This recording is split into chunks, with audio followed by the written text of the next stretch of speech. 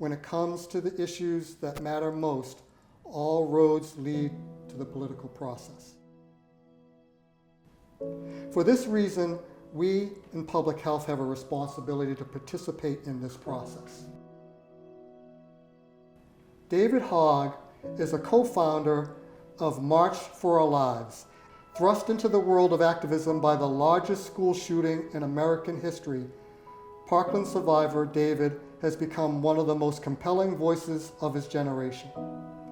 His call to get over politics and get something done challenges Americans to stand up and speak out and work to elect morally just leaders regardless of party affiliation.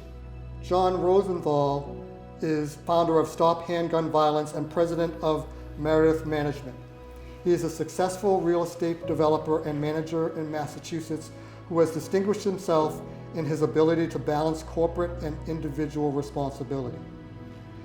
What would you say to those voters in particular that would encourage them to vote, get engaged? How can you tell them that their voice still matters? The reason why we got things like student debt cancellation, the reason why we were able to get the first gun safety bill passed in 30 years, even though it was minor, it still happened at the federal level. And the reason why we got the most spending ever on stopping climate change, in large part is because young people turned out to vote and said, we care. We care, and we turned out and we will vote you out if you don't care about us or our future. We are now at a time in our history where it's really for all the marbles. Democracy is under attack like no time in my lifetime. I know a lot of people who say that we have the majority in the Senate, in the House, and we have the presidency, and we're still losing rights, so why does my vote matter? It might be very similar to answer to the one you just gave, but how do you kind of combat those views when you're trying to get a turnout from younger voters who have seen their rights overturned despite turning out in record numbers in 2020? This is a far more important election than 2024, because if we don't win, if we elect people that are literally completely out of touch with reality, that think that school shootings aren't real, that think that democracy is a fraud and the election was stolen despite it being the most transparent election in American history, and we elect people like that to positions like secretaries of state that then use those insane conspiracy theories, even despite the massive lack of evidence, to say that our election was stolen, that's when we really get into hot water, right? Because if young voters come out like they did in 18 and 20, we have a real shot at saving our democracy, which is under attack. Our freedom is under attack. I mean, freedom is for all of us, not just some of us. So do you have any tips or strategies for ways to more briefly understand, or and maybe in another way understand a candidate's platform without necessarily having to dive deep into a candidate's website? If you can, try to get your mail-in ballot so that you can have more time to do your research on the candidates and not feel like you're stressed, like you're taking some kind of standardized test when you're voting or something.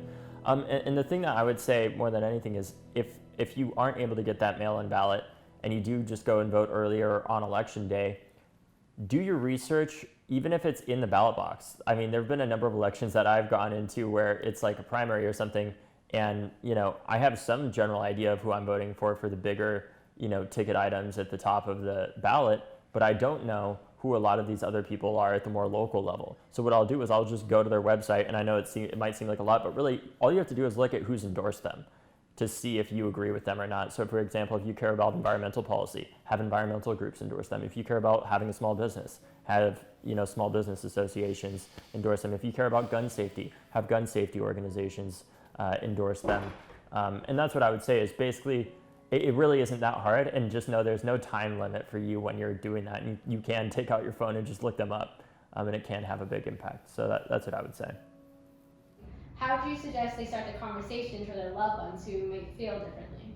Well, I think it just begins with talking to them about whatever issues they care about in the first place and meeting them where they're at, as difficult as that might be. I have some quite conservative family members myself.